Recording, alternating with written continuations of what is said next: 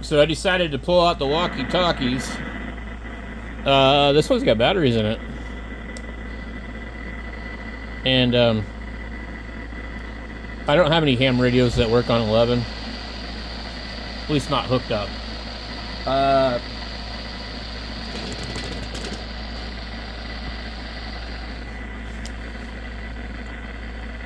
Hello, 1 2 3 4. 1 2 3 4.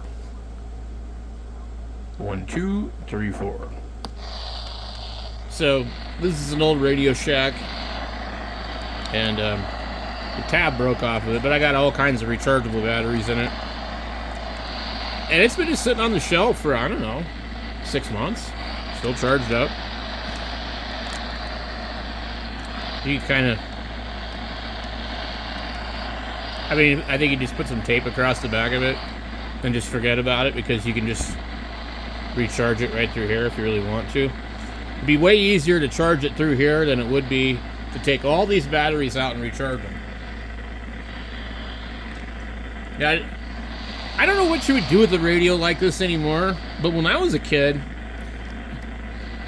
we didn't have that kind of antenna. We had this crap, and they got broken all the time. We had radios like this with 3 channels on them, and we would ride our bikes down to the river, and we would go down the river and talk to each other on these and see if we could find any fish. And so when I was a kid, back in the 80s, you know, I'm almost 50 years old, I guess. Close enough to it. Almost 49. Anyway, back in the 80s, there used to be people on the CB radio. There was some kids on the radio, and that's how I met these guys that lived down the street from me. Tom and Rob Bruce, and who knows what they're doing anymore. I haven't heard from either one of those guys since God knows when. But I think Tom had a CB radio up in the bedroom and an antenna hanging out the bedroom window, and they had a 2-story house, and I had a little CB radio that came from the garbage dump that at the time this guy Philip I knew,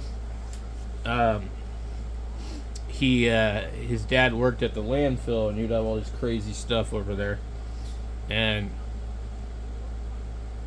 I think he just gave it to me or something, and I tried to run it off of a 12-volt wall wart, but it didn't transmit. But I had a little wire hooked to it, and you know, I kind of figured it out. After a while, I realized that it would work on a motorcycle battery.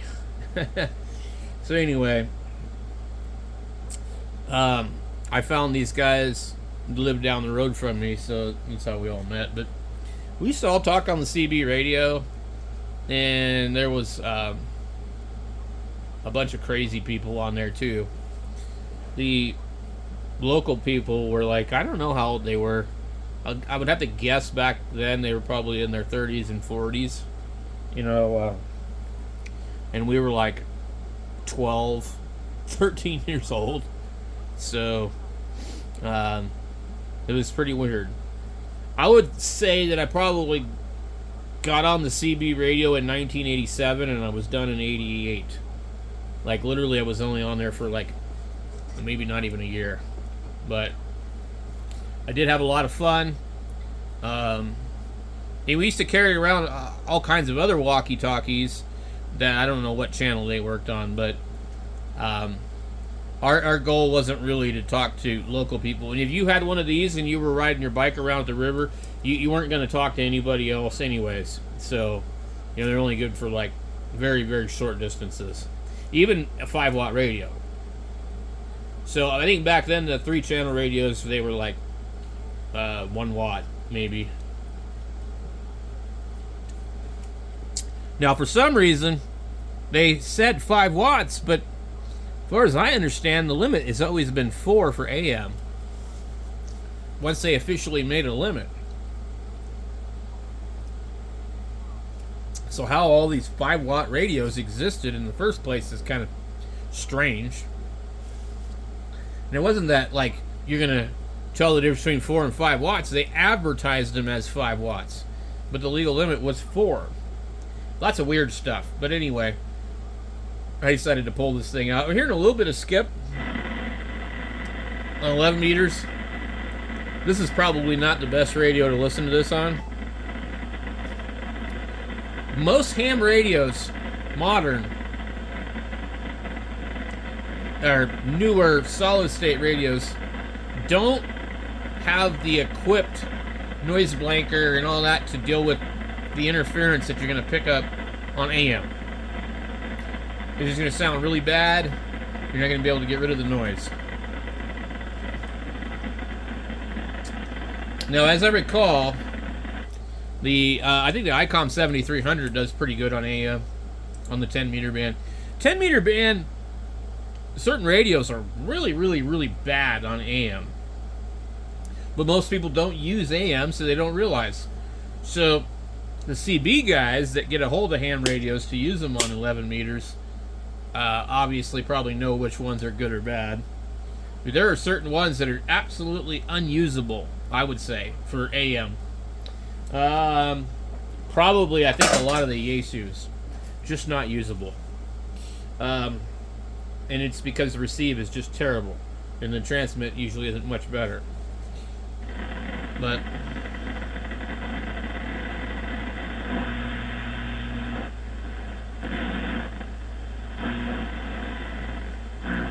I'm not really sure what channel is what anymore.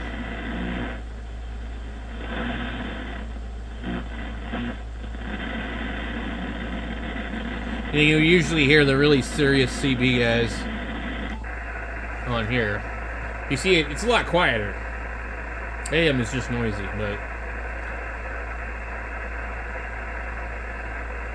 but anyway, yeah. Let's go over here to, let's see.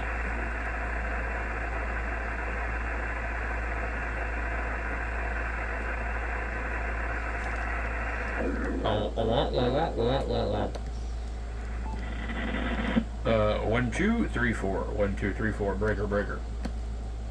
Now, every once in a while I gotta smack this radio to get audio out of it. It's got a bunch of crap in it because my kid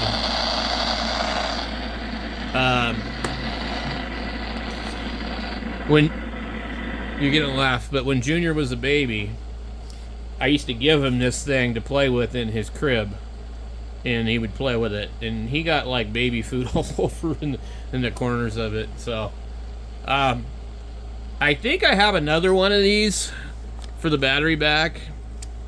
I think I have another one of these that came from Goodwill that's broken in a box.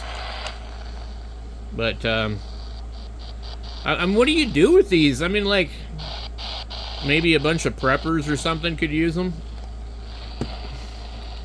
I don't see them very often anymore, but when I was going to the thrift store all the time, I saw them. If they weren't like, you know, something stupid like $20, I would buy them if they were like $5, $10 or whatever. And so I've just kind of bought a few of them over the years. I've got maybe 2 or 3 more, and I don't see any reason to throw them away, but I don't see any reason to use them either. There isn't anybody on 11, but I could very easily just grab a HT, have a superior battery, have the same amount of power, have the same amount of coverage, and put it on MERS or GMRS and like be off and running, you know. So I mean, this is a large radio and in comparison these things are gigantic, but there's just a coolness factor to them. So, you know, I don't know. Anyway, I thought I'd share that with you guys.